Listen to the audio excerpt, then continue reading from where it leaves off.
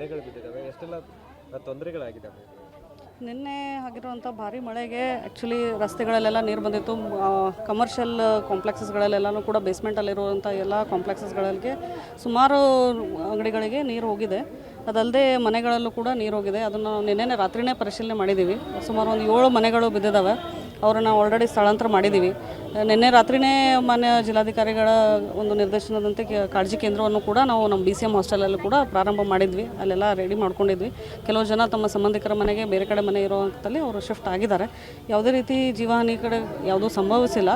ಆದರೆ ಈ ಸುಮಾರು 1-2 ಗಂಟೆಯಲ್ಲಿ ಜಾಸ್ತಿ ಮಳೆ ಆಗಿರೋ ಕಾರಣಕ್ಕಾಗಿ ಇದೊಂದು ನೀರು ಹರಿದೋಗೋಕ್ಕೆ ಸಮಸ್ಯೆ ಆಗಿರುತ್ತೆ. ಬಟ್ ಅದಾದ ನಂತರ ಎಲ್ಲ ತಿಳಿಗೊಂಡಿದೆ ಈ ವಾತಾವರಣ ಸದ್ಯಕ್ಕೆ. ಆದರೆ ಇಲ್ಲಿ ಕಮರ್ಷಿಯಲ್ ಕಾಂಪ್ಲೆಕ್ಸ್ದಲ್ಲಿ ಏನು ತಮ್ಮ ವ್ಯಾಪಾರ ನಡೆಸ್ತಾ ಇದ್ರು, ಬೇಸ್ಮೆಂಟಲ್ಲಿರುವಂಥ ಇದರಲ್ಲೆಲ್ಲ ಕೂಡ ಅವರು ಇಟ್ಟಿರುವಂಥ ಏನು ಸಾಮಗ್ರಿಗಳಿದ್ದು ಅವೆಲ್ಲ ಹಾನಿಯಾಗಿದ್ದಾವೆ ಅಂತಂತೇಳಿ ಇಲ್ಲಿ ಜನ ಹೇಳಕ್ಕೆ ಬಂದಿದ್ರು. ಅದರದ್ದು ಏನು ಪರಿಹಾರ ಇದೆ ನಿಯಮಾನುಸಾರ ನಾವು ಕೈಗೊಳ್ತೀವಿ. ಸರ್, ಮೇಡಮ್ ಚರಂಡಿನೇ ಇಲ್ಲ, ಸಿಟಿಯಲ್ಲಿ ಸರಿಯಾದಂಥ ಚರಂಡಿ ಇಲ್ಲ. ಹಾಗಾಗಿ ಇಡೀ ಇದು ಬೇಸ್ಮೆಂಟ್ ಇರ್ಬೋದು, ಮನೆ ಇರ್ಬೋದು, ಅಂಗಡಿಗಳಿಗೆ ನೀರು ಹೋಗ್ತಾ ಇದೆ. ಸರಿಯಾದ ಚರಂಡಿ ವ್ಯವಸ್ಥೆ ಮಾಡಿದ್ರೆ ಚರಂಡಿ ವ್ಯವಸ್ಥೆ ಇದೆ, ಇಲ್ಲ ಅಂತಂತಿಲ್ಲ. ಚರಂಡಿ ವ್ಯವಸ್ಥೆ ಇದೆ. ಅದನ್ನ ಇನ್ನೂ ಹೂಳೆತ್ತೋದಾಗಿರ್ಬೋದು, ನಾವು ಮುಂಚೆನೂ ಕೂಡ ಮಾಡಿದ್ದೀವಿ. ಆದರೆ ಭಾರಿ ಪ್ರಮಾಣದಿಂದ ನೀರು ಹಾಗೂ ಎಲ್ಲ ಕೊಳಚೆ ಬಂದಿರೋ ಕಾರಣದಿಂದಾಗಿ ಬ್ಲಾಕೇಜ್ ಆಗಿದೆ. ಅದನ್ನ ನಾವು ನಿನ್ನೆಯಿಂದಲೇ ತೆರವುಗೊಳಿಸುವಂಥ ಕಾರ್ಯಕ್ರಮ ಮಾಡ್ತಾ ಇದ್ದೀವಿ. ಎಷ್ಟು ಅಂಗಡಿಗಳಿಗೆ ಈ ರೀತಿ ನೀರು ಈಗ ಇನ್ನೂ ವರದಿ ಮಾಡ್ತಾ ಇದ್ದೀವಿ ನಾವು. ನಿನ್ನೆ ನಾನು ವಿಸಿಟ್ ಮಾಡ್ದಂಗೆ ಇಲ್ಲಿ ಶುಕ್ರವಾರಪೇಟಲ್ಲಿ ಬಜಾರ್ ಲೈನಲ್ಲಿ ಕೂಡ ಆಗಿದೆ. ಒಂದು 50-60 ಅಂಗಡಿಗಳಲ್ಲಿ ಆಲ್ಮೋಸ್ಟ್ ಹೋಗಿದೆ. ಸಾಮಗ್ರಿಗಳೆಲ್ಲ ಕಳ್ಕೊಂಡಿದ್ದಾರೆ. ಸೊ ನಮಗೆ ಪರಿಹಾರ ಬೇಕನ್ನುವಂಥ ನಿಟ್ಟಿನಲ್ಲಿ ಮನವಿ ಮಾಡ್ತಾ ಇದ್ದಾರೆ. ಅದೇ ನಾನು ಅದನ್ನು ಹೆಂಗೆ ನಿಯಮಗಳ ಪ್ರಕಾರ ಏನು ಇದೆ ವರದಿಯನ್ನು ಸಲ್ಲಿಸ್ತೀನಿ. ಅದರ ಪ್ರಕಾರ ಎಷ್ಟು ಹಾನಿ ಆಗಿದೆ ಅನ್ನೋದನ್ನು ಅಂದಾಜು ಮಾಡ್ಕೊಂಡು ಕಳಿಸ್ತೀವಿ. ಈಗ ಮನೆಗಳು ಬಿದ್ದವ್ರ ಪರಿಸ್ಥಿತಿ ಮನೆಗಳು ಬಿದ್ದವ್ರದ್ದು ಕೂಡ ಈಗ ಆಲ್ರೆಡಿ ನಾವು ಪರಿಶೀಲನೆ ಮಾಡಿದ್ದೀವಿ. ಮನೆ ಜಿಲ್ಲಾಧಿಕಾರಿಗಳು ಕೂಡ ನಮಗೆ ಇದ್ರ ಬಗ್ಗೆ ವರದಿಯನ್ನು ಕೇಳಿದ್ದಾರೆ. ಅದು ನಿಯಮಾನುಸಾರ ಏನು ಅವ್ರಿಗೆ ಪರಿಹಾರನ ಕೊಡೋದಿದೆ ಅದನ್ನು ಒದಗಿಸ್ಕೊಡ್ತೀವಿ.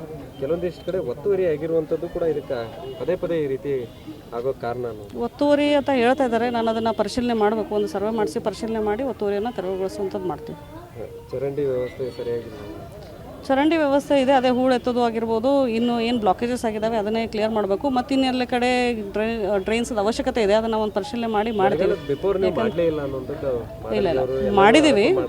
ಇಲ್ಲ ಮಾಡಿದ್ದೀವಿ. ಈವನ್ ಬಿಫೋರ್ ದ ರೇನ್ಸ್ನು ಕೂಡ ನಾವು ಎಲ್ಲ ಡ್ರೈನ್ಸನ್ನು ಕ್ಲಿಯರ್ ಮಾಡೋದನ್ನು ನಮ್ಮ ಹೆಲ್ತ್ ಸೆಕ್ಷನ್ದವರೆಲ್ಲ ಸೇರಿಕೊಂಡು ಮಾಡಿದ್ದೀವಿ.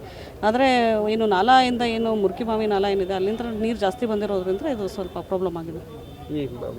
ಯಾರಿಗಾದ್ರೂ ಕಾಳಜಿ ಕೇಂದ್ರಕ್ಕೆ ಶಿಫ್ಟ್ ಮಾಡಿದ್ರೆ? ನಿನ್ನೆ ಕಾಳಜಿ ಕೇಂದ್ರಕ್ಕೆ ಯಾರೂ ಶಿಫ್ಟ್ ಆಗೋಕ್ಕೆ ಬಂದಿಲ್ಲ. ನಾನೇ ಸ್ವತಃ ಕೇಳಿದ್ದೆ. ಒಂದಿಬ್ಬರು ಶಿಫ್ಟ್ ಆಗ್ತೀವಿ ಅಂತ ಹೇಳಿದ್ರು. ಆಮೇಲೆ ಅವ್ರು ತಮ್ಮ ಸಂಬಂಧಿಕರ ಮನೆಗೇ ಶಿಫ್ಟ್ ಆಗುವಂಥದ್ದು ಮಾಡಿದ್ದಾರೆ. ಬಟ್ ನಾವು ಆಲ್ರೆಡಿ ಕಾಳಜಿ ಕೇಂದ್ರವನ್ನು ತೆಗೆದಿದ್ದೀವಿ. BCM hostel ತೆಗೆದಿದ್ದೀವಿ. ಎಲ್ಲ ವ್ಯವಸ್ಥೆ ಸುಮಾರು 4-5 ಮನೆಗಳು ಬಿದ್ದಿದ್ದಾವೆ.